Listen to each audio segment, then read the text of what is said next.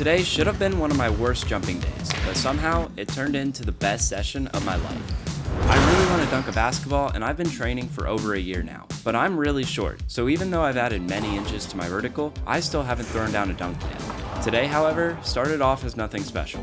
In fact, I should theoretically be jumping very low because the training I'm doing right now is incredibly taxing on my body.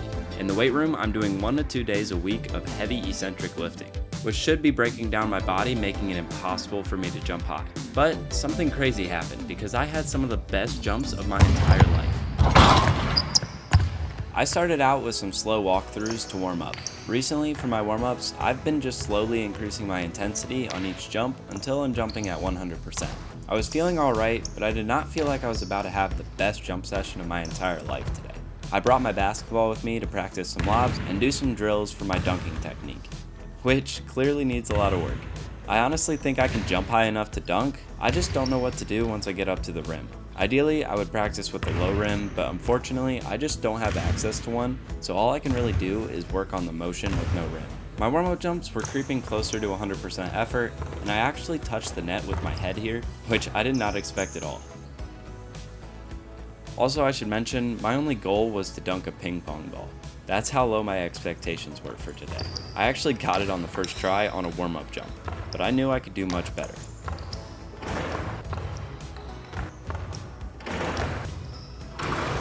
Now I was really starting to get in a groove. I don't know why I got so excited here. I was barely dunking a ping pong ball, but I guess I was feeling good. For some reason, I started going for some lobs, even though I was definitely not jumping high enough to dunk yet. But I was only 30 minutes into my session, and I always jump higher as the session goes on, usually maxing out around 2 to 3 hours in. Watching these jumps back, I actually am really happy with how my form looks on these jumps. My penultimate step is looking way longer and more powerful than usual, and I'm bringing in a lot of speed, which is making my ground contact time really low as well. The big thing I want to start working on more is this step.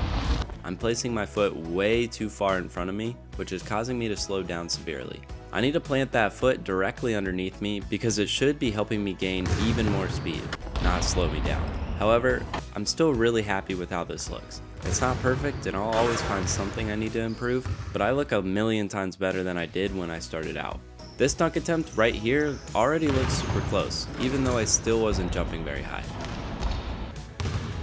I always feel like I look dumb doing this, but I really think it helps me learn how to handle the ball while I'm up in the air. I kept going for lobs because I was feeling pretty good. I was actually jumping kinda high at this point, but little did I know this was just the beginning.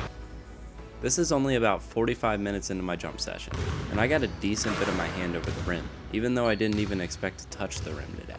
But here's where things started to really pick up. My lobs were getting more consistent than usual, and I was getting about half of my hand over the rim on almost every jump.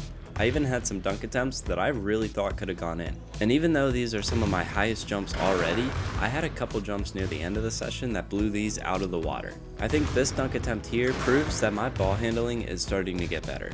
This lob was not great, but I'm super proud of how well I controlled the ball here.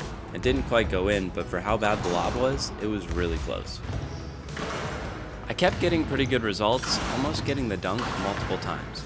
Then I tried out a new camera angle, which just looks super sick. My dunk attempts looked like they were getting closer, and I was jumping much higher, especially right here.